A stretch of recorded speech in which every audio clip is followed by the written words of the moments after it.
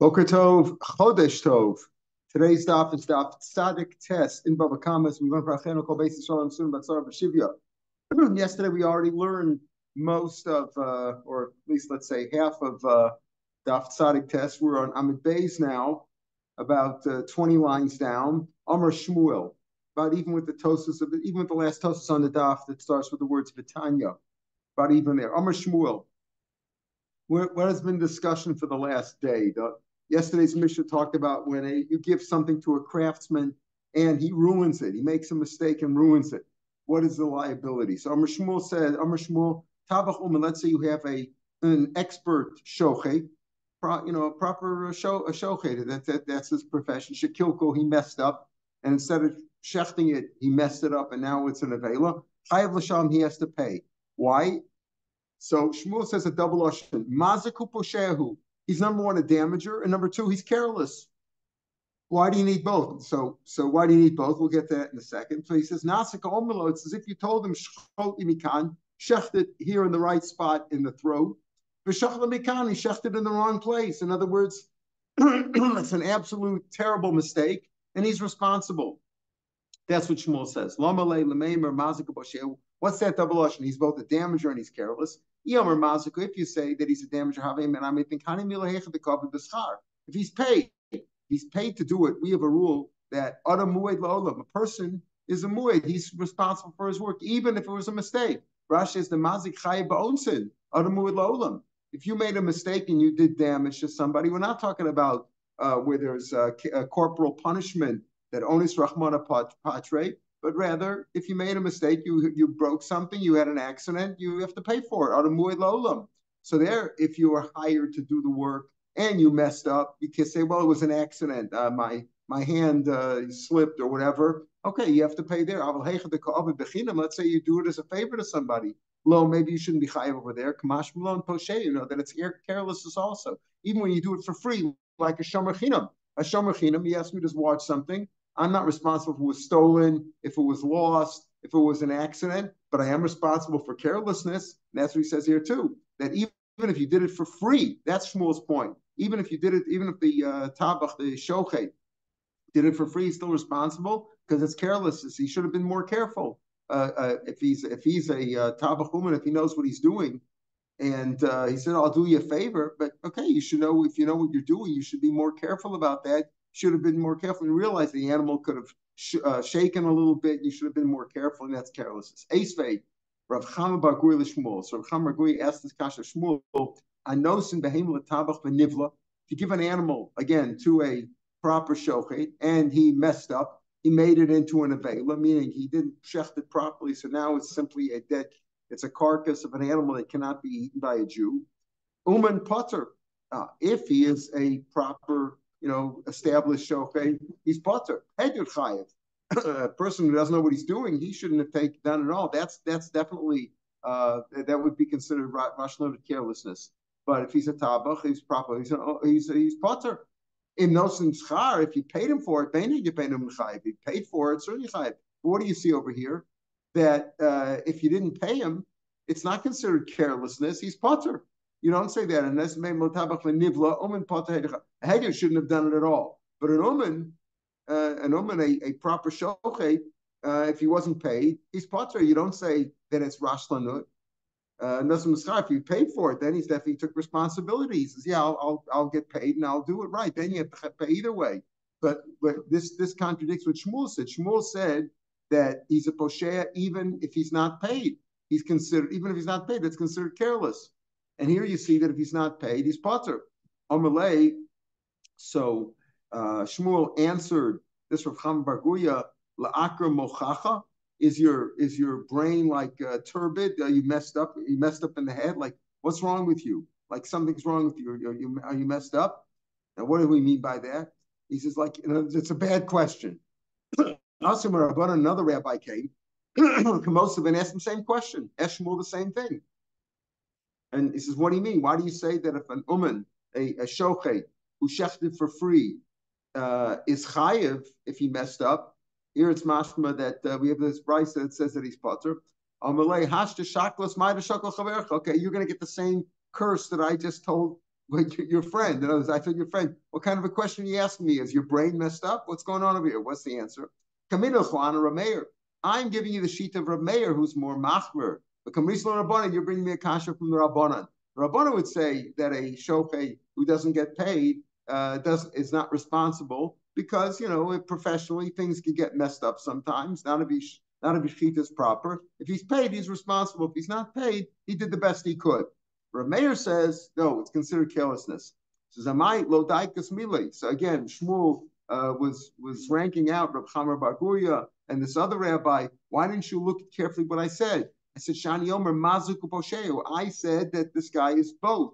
When he shechted it and he messed up, he's both a damager and he's careless. Nasika Omer, it's as if he said, Shechol Mikan shechted here in the proper place, for Shechol Mikan, he shechted in the wrong place. Manisle Haisfar, who is the one who holds this idea that a person has to be very careful in what he does, that he's careless, that any act of mismanagement or ruining is considered careless? Who is that? It's Rav Meir. A person should be very careful with himself. He should be extra careful when he's doing things for other people. I'm giving Rav Meir shita. You're giving me the Rabbanan shita. And it's a machlokas. Rav Meir says that he's considered a posheya. If that means even if he's not paid, he's still considered careless, like a shomachinam, who's responsible for carelessness. Rabbanan say not, that it's considered a legitimate accident. If he's not paid, he was doing the guy a favor. He doesn't have to pay. Hey, Rav Meir, which Rav Meir? Where do we find Rav Meir says that? Ilay Mahar Rav Meir. Now we're going to bring down three cases where Rav Meir argues. That's the Kalan Simon. And one is there's abbreviation that Kuf is the first case, Lamed is the second case, and then there's the third case. What's that? If it's this sheet of Rav Meir that we had before, the Tanan, Kasher Bala Masera. The owner tied up the animal with a cord, like the reins, the Noba from Karoy, and he locked the door of the barn. And still, despite that, the animal got out and did damage. Bein Tam Bein Mud Chayiv. Whether he's a Tam Mud Chayiv, in other words, even though the owner took precautions, not good enough. Div Rav Meir. The mayor says that, so you see, Mayor's more machmir, you got to be extra careful. Not good enough just to take simple precautions. Maybe that's the sheet of a mayor that we're talking about. It's no husam akroy. The other question is, it says, v'huat b'valav, v'lo yishmerenu, he didn't guard him. And there's machlok between the mayor and Rav Yehuda. What's considered, is it ribu achariya v'lamayit, and you don't have to, a mu'ay doesn't need guarding, or a mayor holds no, it needs extra special guarding. So that's a question of the pasuk. It's not a question of spora. It's a question of how you darshan the pasuk. So that's not the sheet of Rav Meir that we're looking for. Elahar Meir, it's this sheet of Rav Meir, Tanan. Edom, it's of a shachar. That's going to be tomorrow's mission. Tomorrow's daf, we'll see that, where a person was hired, a dyer was hired to color the wool red, and he did it black, or vice versa. Shachar, but Savo Adam. In other words, he purposely did it the wrong color. And there, Rav Meir says, no, simro. It's like a gazlan. We said a gazlan is kona b'shinui. Here too, because he did it on purpose, he's konit b'shinui, and he has to pay him back the price of the wool, unless the owner prefers, the wrong color. He could accept that too. But if he prefers, it's like the dyer is like a gazlan that he acquired it, and he has to give him back the new wool. So maybe, pardon? In the past, that he has to pay back the wool plus the enhancement. So right, plus the enhancement. So that's the question. That if he actually review and tomorrow's staff Rav Yehuda says mishbeach is, it depends on the shvach. So this sheet is that he acquired it when he changed the color. He acquired it at that point, and he wouldn't have to pay back. The idea of paying back the additional amount that we saw yesterday with the is if you assume that it's still the owner's all along, and if it's worth more now, he should pay him back that amount. But then we said maybe that's making about a case where the dye belonged already to the owner, right? The dye belonged to the owner. So we're talking about a case like that. That's what we were trying to prove yesterday on Daf Tzadik Testament Aleph, right? It's one of the right? But so it should. So then it should have said to make some of Samanim. So Shmuel, it just said that Shmuel said over there could be speaking about where he burned it or he made it wrong at the time that he added the coloring. But if he added the coloring first, and improved it, and then he messed up, it could very well be that he'd have to pay him for both. He'd have to pay him both for the wool and for the improvement. If a other is mazik the olam, Yeah. So what difference does it make whether he did it on purpose or he did it by accident? Yeah. So the question is, but there are cases where he didn't. If he's did something on purpose, so that he's always responsible. But over here, it was a legitimate accident. It was a legitimate accident. So if he's paid, he should have been more careful. He's responsible. If he's not paid, according to that's the group of the machlokes and the Rabbanan, Rav Meir says he's chayiv either way because adamuid lolam, and he's a poshea. So what difference does it make if we say he's a god? No. So he's not really a Goslin. He's not really a Goslin because he doesn't really own it. Because if the owner wants it back the way it is, red or black, even the wrong one, he could take it. But he's like a Goslin. According to Meir, he's like a Goslin. So Meir says over there that that he has. It's like a Goslin. He has to return. He has to give him back new, clean wool before it was colored. So that's where Meir Shita. He says, you see, you're not careful. You have to be, you have to pay for it. You have to give him back good wool. So maybe that's the sheet of Rav that we're talking about. That has to be more careful. Again, the Rabbanan don't say that over there. The Rabbanan say, or Rav Yehuda argues, meaning that he pays for the owner. He did something. He says he disagrees that you have to pay back the whole thing. He says that it depends. He pays them back for whatever it's worth. If the improvement is more than the expenses, you just give him the expenses because it did get improved to some degree. If you argues with the Meir over there, he doesn't say that it's like the dyer gets to keep it. But we're saying, is this the sheet of Rav Meir, who's more machmer now? Rav Meir is more machmer, and he says, look, you got to be careful. And if you're not careful, you have to pay for the whole wool, give him back clean new wool again. You messed up. Maybe it's that sheet of Rav Meir. So the Gemara says, no, the Meir is not that similar. So that's a hasam yadayim kolamed. There, he burned it. Really means he abused it or he discolored it on purpose. That's different. Here we're talking about our cases where you gave somebody an animal to shech. There's a shochet over here. And he says, do me a favor. Can you shech this for me? I know you're not at work right now, but do me a shech this animal for me. And he shechted it. According to Rav Rabbanan, if he didn't pay him, he's potter because, professional can make a mistake once in a while. It's not always his fault. It's an accident. Whereas Meir says, no, it's negligence. Where do you see that he says that this is considered negligence? Not the case of tying up the animal and the animal got out. That's a shayla what the pasuk means. This case of tzava adam and tzava shacher, he did it on purpose. On purpose, he discolored it. He did the wrong color. Elohim Meir, it's this sheet of Rav Meir where we find that Rav Meir considers something negligence where others don't. It's none. We had this before also. Nishbra kado. Let's say you slipped in the street and your pitcher fell. Looks like you didn't remove it right away. Or naflagamo, your camel fell down below Amida and you didn't make him stand up right away, and somebody got injured by the pitcher or by the animal. You have to pay for any damage done by your camel, by your broken pitcher. You have some responsibility there, but we can't hold your responsibility in a human court. The kaimalon, and we established before, the meniscal poshehu, the machlokas is a person who slips, a person who stumbles in the street. Is that considered posheya? Rav Meir says, yeah, you shouldn't have stumbled. You should have looked where you're going. It's your fault. And it's like you have a crack in the street. You look where you're going, or somebody has a crack in their driveway and you walk out and you trip in their driveway. Is it your fault or is it their fault? Soon. Yeah. Right. That suing is based on the fact that it's the owner's fault, right? That it's its fault. Or do you say b'nisko b'sheh? That's the machlokas over here, and that's the sheet of Rav Meir that we're dealing with here too.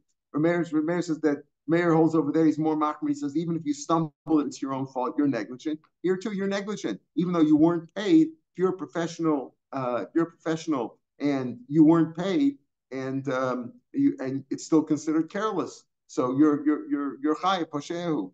And he says if he's a professional and he messed up, he's responsible. That's considered carelessness. If he was paid, then he's considered a damager because adamuid lolam shogeg onis anything. And even if he wasn't paid, it's still considered carelessness, like a shomer chinam who's responsible for carelessness. So that's Rav Meir sheet that we're dealing with. Amar Rav Rachana, Amar Yochanan. Similar thing. Tabach uman. You have a professional shochet, shekilkel. He messed up, he ruined the animal and made it into an avela chayiv. Even if he is as professional as the slaughterers, the shochtim of Sipori, I guess they were well known, they were good shochtim there. You're responsible. Me and Rabbi Yochanan said, Rabbi Chanan quoted a story. There was a story in front of Yochanan Beknishta Demon in the shul of Ma'on, that place. And he said to the shochet, Zil Isi Raya the Mumches Latanagolim, go bring proof that you're an expert in shechting chickens. After I'll patter you up. So what do you see? That if he has proof that he was a professional, he has a certificate, it's well known that he's a professional shochet, he's pater from pain. This is lokasha. Like we said before. Was he paid or wasn't he paid? Now, that wouldn't agree with Rav Meir. Rav Meir says even if you're not paid, you're responsible for carelessness. But according to Rabbanan, you're only chayiv if you were paid. If you weren't paid, then you were doing them a favor, and you're a professional. It wasn't like if you weren't paid and you're not a professional, you shouldn't have taken it upon yourself to shecht it. You have no business doing shechita if you don't know what you're doing. But if you knew what you're doing, you just did the guy a favor, you're not responsible because accidents can happen, according to Rabbanan. Ki hadam Rav Zera, like Rav Zera said, if you want the response, if you want the shochet to be fully liable, yatmo dinner, pay him first. Give him money up front. Now he's responsible because if you paid him and he messed up, he's responsible. Meisvei. Let's say you took some wheat, you had some raw wheat that you took to the grain where they grind it. Below liston, and the professional wheat handler did not soak it properly, asan subin, and he turned it into like a bran flour or morson or a coarse bran, meaning he messed it up. Or he gave him some flour, to the baker, the professional baker, but also and he made it into crumbling bread. He didn't process it properly. Or he gave an animal to a shochet, the nivla, and he turned it into an avela. Chayiv, he's chayiv to pay because he's like a paid hand. Like a paid hand sounds like he's not paid, and still you say that he's chayiv. Don't say because he's like a nosisachar, like it's like a person who bears salary, who takes a salary, but rather because he is paid. If he is paid, then he's responsible. If he's not paid, he's not. Again, that's the sheet of Rabbana, not the sheet of Shmuel, who was talking about Rav Meir Shita. Ahu magrumta. There was a person who, well, let's call that slanted. What does that mean? When it comes to shchita, we discussed this when we learned chulin. Shchita has to be in the neck, right? There's various rings in the cartilage over there in the neck. And what he did was he shechted in the upper ring near the, closer to the head of the animal. And he shechted mostly in the proper ring there, it's still in the neck. But then at the end, he turned that when he finished the knife, he was already above the rings, meaning not in a proper place to shech. So here, so the rule is like this: there's a machlokes there between the Chachamim and Rabbi Yosef Reb Yehuda. Over there, according to Rabbanan, the whole shechita has to be within the ring. As long as you left a little, even a hairbreadth of space before you turned the knife. In other words, if the entire ring, the cartilage in the neck, the entire ring you did in the ring, as you shechted there, and then you turn the knife towards the head, then it's okay. But the whole, you have to have cut the whole ring entirely. Whereas according to Rabbi Yosef Yehuda, as long as you cut most of the ring, okay, it's okay before you turn the knife up into the head part, into the upper part of the above the ring. Sahuma grumta is a machlokas here, whether there in Chulin, we're talking about the upper ring. Here, Rashi and Tosas Mashma, we're talking about any of the rings. But in any case, the suffix sahuma, there was a story with this man who shechted, and he slanted it towards the head, out of the ring. Thus, came to Rav, came for Rav. Tarfe, Rav says the animal's treif, can't eat it. Upatri l'tabach l'shlume dummy. But the shochet, he didn't hold the shochet responsible to pay. Apparently, even though the shochet was paid. Shochet was paid. Now we just learned that if the shochet was paid and he messed up, he's responsible. Now maybe today they have different rules. They do it quickly and they have whatever the employment rules are. But here, according to Rav Meir, he's always responsible. It's considered negligence. According to Rabbanan, he's only responsible if he's paid. Okay, so let's assume over here there was a guy who was paid. It doesn't tell us that he wasn't paid. We're assuming that he was paid. And came before Rav. Rav said the animal's treif, and he didn't make the shochet pay. Rav Kana Rav Asi, these two rabbis, or Pagabe Rav Kana Rav Asi. Rav Kana Rav Asi met the owner of the animal. Now, the owner of the animal now basically was really got a slap in the face. Why? Because he can't eat his animal, and he can't hold the shochet responsible. So they met this man, Amalei, Avidbach, Rav Tarti. Rav did two things to you. Now, what do we mean by that? My Tarti. What do you mean by two things? Elaim Tarti Grusa, two bad things for you. Why? Because he could have said the animal's kosher, Rabbi Yosef Yehuda. Again, Rabbi Yosef Yehuda says as long as most of the ring was cut, most of the slicing of the shechita was done within the ring, it's okay, even if afterwards you deflected and you went up towards the head, because all you need is, when it comes to simanim, rove of the siman. That's good enough. Whereas the Rabbanan are more machmer. So if you say that he did two bad things to you, because number one, he should have said that the animal was kosher, like Rabbi Yosef Yehuda. V'tarfak Rabbanan, and he said it's straight, like the Rabbanan sheet, who says that the whole thing must be cut within the ring before you turn to the knife upwards. V'inami Rabbanan, and even if he holds like the Rabbanan, that what? That it's strafe, the boy the chiv top. He should have then said, if it's strafe, then the slaughter or the shochet should have had to pay. So does that make sense? Does it make sense that Rav Kana and Rav Asi would have told this man that the rabbis, did you a disservice, right? This which rabbi was it? Came to Rav, that Rav did you a disservice. It's like two rabbis are speaking lashon hara about the other rabbi. Is that allowed? Me sure I got you allowed to talk the way. By the time we learn, when it comes to a court, by court, we always say that you go achri Rav Mahatos. The court decides, right, based on a majority. For killing, you need a majority of two. For finding somebody innocent, a majority of one, but you need a majority, right? It's improper for the minority who lost. Let's say the majority found him guilty, and the minority found him innocent. So it's improper for the judge and the minority to come out and say, like Shietza, when he comes out of court, Yomi shouldn't say, Ani Mazaka, I found you really innocent. I found you innocent. But my colleagues, they found you guilty. What can I do? They're more than me. They're a majority. In other words, I'm sorry that you lost the case, but it wasn't my fault. I ruled in your favor, but the majority, that's improper to do. Yeah, it's like a secret ballot. It's not like they tell you that the Supreme Court judge 5-4 and they tell you what each one said. It's a secret ballot. Remember the pasuk says, Holech Rachel Megalasod. The person who goes as a talebearer and he reveals the secret. And what does the pasuk go on over there? It says, V'neman. You have the pasuk in. What does the pasuk say on the side of V'neman? Is a machase davar, right? The ish neman or something like that. The pasuk says somebody's neman. Neman ruach. The person who is trustworthy, right? Machase davar. He covers it up. In other words, he knows how to keep a secret. You come out of there, it's a secret, but you're not supposed to say, this guy found you guilty, this found then. The court decided you're guilty, that's it. That's what you're supposed to do. So how could these two rabbis have said to the owner, boy, Rav did you a disservice? Number one, he trafed your animal. Number two, he didn't make the shochet pay. Can't be that. Ela Tarte Mayusa told him two good things. Rav Asi told the owner, Rav did you a favor. Number one, the law of Suffolk Yisura. Suffolk if it's usher. If he would have said it's kosher and maybe it's not, you would have possibly eaten something which is usher. So he did you a favor. On the other hand, it's a suffix. Maybe it was, maybe the shochet did a proper job. And if you would have made him pay, that's like stealing his money. So he did you a favor, right? Sometimes you can look at it, depends how you look at a situation in life, right? Did you a favor. Number one, you're not eating trade. Number two, if you would have made the guy pay, maybe you would be taking the money wrongly.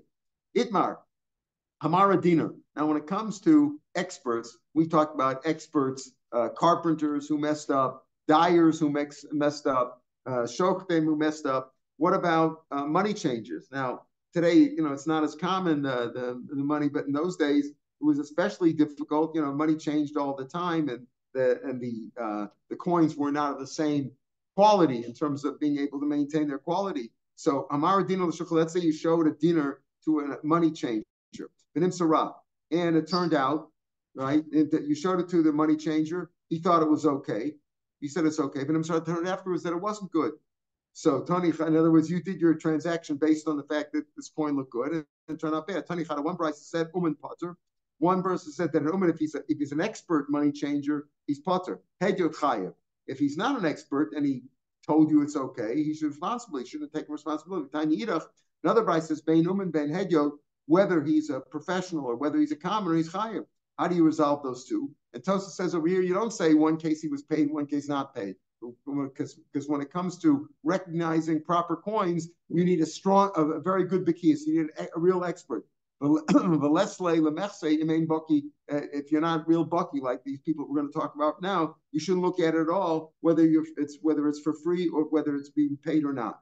So Ella, so how do you resolve this? In one case, he said that in Human Potter and Hager's Chayv. In one case, we say that they don't make it Chayv. Or Papa, Kitan Human Potter could go and Danko. These are real experts. There were two people by that name. They were real expert money changers, like bankers. The Lord Shrichel Migba, the cloud. They didn't have to study at all because they were well known. They knew everything very well, and that's when the Human is Potter. So he said over here, so if he's such an expert, how did he make a mistake? Ela b'maito, how did he make a mistake? They made a mistake in a new stamp, a new mint that just came out. The hishata, the nothing mitu that just came out of the mint. In other words, they had no experience in it yet. They are really experts, and you can rely on them. And where do we say that an uman or a heyot is chayiv? If he's not such an expert, but if he's really an expert, if he's a real expert par excellence, then he's potter. How did they make a mistake in this case, though? Because he said showed to Shechani, it turned out right, then he's potter, because it was a brand new coin. He had never seen it before. Similar case, a woman showed a dinner to Rav Chia, who was also an expert in money. It's good. Also, and the next day she came back with Kamei. I showed it to other people. They said it's bad. I couldn't use it. You told me to get this coin based on your expertise. I exchanged, or I got this coin, or I bought this coin, and now I've lost it. They say it's no good. So he said to Rav, again, this was Rav Chia said to Rav, nephew, Zil Chalfe Nella, change it for her. I'll take responsibility. You change it for her, give her a new one. Because of a pinkasi, and write in my register, din esek bish, that this was a bad deal. I made a mistake. It was a bad deal for me. So more Maishna Danko V'Yisr, the Petir. Why do you say that? In the case of Danko V'Yisr, the experts before, the real experts, who made a mistake because they didn't know the new mint, that they're potem mishum delot tzrichel and migmer, because there's nothing more for them to learn. In other words, they had known everything possible, but still there was a mistake made. He didn't need to know anything new, so why did he hold himself responsible? The answer is Rav Chia lifnim mishuras hadinu of it. Really, he could have been potter. But he did within, he went beyond the letter of the law. Lifnim mishuras hadinu really means you step inside, but it's the expression means that you went beyond the call of duty. Kedatan Rav Yosef said, based on what? Last week's parsha of Yisro. What do we say in last week's parsha when Yisro told him? What did he tell him? Yisro told Moshe, he gave him advice on how to run the courts. He says, "V'sharta esem esachukim v'esatoros v'odatalim esaderach yelchuva v'esamasa sher yasun." How do we darshan this pasuk? Kedatan Rav Yosef, v'odatalim zeh beis chayim. And you let them know that's their beis chayim, the livelihood. What do we mean by that? Says Rashi, beis chayim. What does it say? The top Rashi, Talmud Torah. So first of all, you got to teach them Torah. Es haderech zugmil chasadim, doing acts of kindness. Yelchu that they go on. Zubikr cholim, that's visiting the sick. Ba es haderech yelchu ba zuk for asamet for zekfur, that's burying the dead. Es hamase, the actions zehadin. That's judgment. In other words, he's saying that you can go if you darshan the pasuk this way, it's not enough just to do din. Sometimes you have to do lifnim mishuras hadin. Even though you're not responsible, you should take responsibility. That's lifnim mishuras hadin. So the second Rashi tells you also bikkur chol and kfur. Isn't that including gemilas chesed? What's the difference between staka and gemilas chesed? Staka you do with your assets, your money, or whatever. Gemilas chesed you do either with your assets, also with your body, with your person, right? That's gemilas chesed, right? So, but Rashi says, doesn't that include bikkur cholim and kfura? That's also gemilas chesed. So Rashi brings down the second Rashi, parchinim be'elu metzias, hainu gemilas chesadim, umukila bikkur cholim ben gilo. Somebody is in your astrological similarity, you're born in the same under the same stars, the same age, and you're the same age. That visiting the sick there is more than gemilas chesed, because you can take away his sickness by visiting him. Kfura is by an elderly person. We're talking about here kfura. Meaning normally you're potter from kfur if it's not lefi chvodo, but over here this is like beyond that. To tell you that the word ba, which refers to kfura, says that even if it's not for your kavod, you should still take part in the kfura. So that's all. So that's what happened over here. Over here, Rav Chia told Rav, even though I'm not responsible because I'm an expert, and again, here it doesn't make any difference when it comes to judging money. It doesn't make any difference whether you're paid or not. Only a person who's really an expert in coinage and paper money and stuff like that. Today it's very hard to tell. The forgers today are very sophisticated. You got to really know what you're doing. So here you shouldn't do it, even whether you're paid or unpaid. You shouldn't do it unless you're an expert. And if you're an expert, the real expert, you're potter. But Rav Chia took responsibility with Nemishur Sadin. If you look in the small letters next to the Rashi at the top of the page, Beis Chayim, Rashi says Beis Chayim. What is that? Talmud Torah.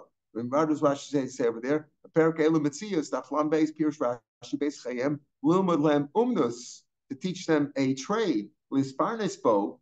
Why? Because chukas v'torahs separation akra. Again, I'm reading the beginning of the pasuk. It's hard to learn esachukim esatoros, right? The laws, right? The ordinances and the laws, and then after you learn the laws, that's the Torah. So what is vodata? It can't be the same as Talmud Torah because that's the chukim and Torahs. That's already the Talmud Torah. So vodata is not Talmud Torah, but rather it's like Rashi says over there in Bab Metzia. We're talking about an umus to teach them a trade in which they could be misparnes. And Yeshua explains, right, how do you resolve this difference? Here Rashi says it's Talmud Torah. There in Bab Metzia, Rashi says it's teaching them a trade. The nearest says Yeshua it's all the same. You can't say it's Talmud Torah. Shekvar never favors. Already says in the Torah, right? Chukim v'Torah. Boom is greater, and to teach a trade alone without Torah. Moshe have to teach him, go out and learn a trade. If you have to make a living, if you have to eat, it's obvious you have to learn a trade.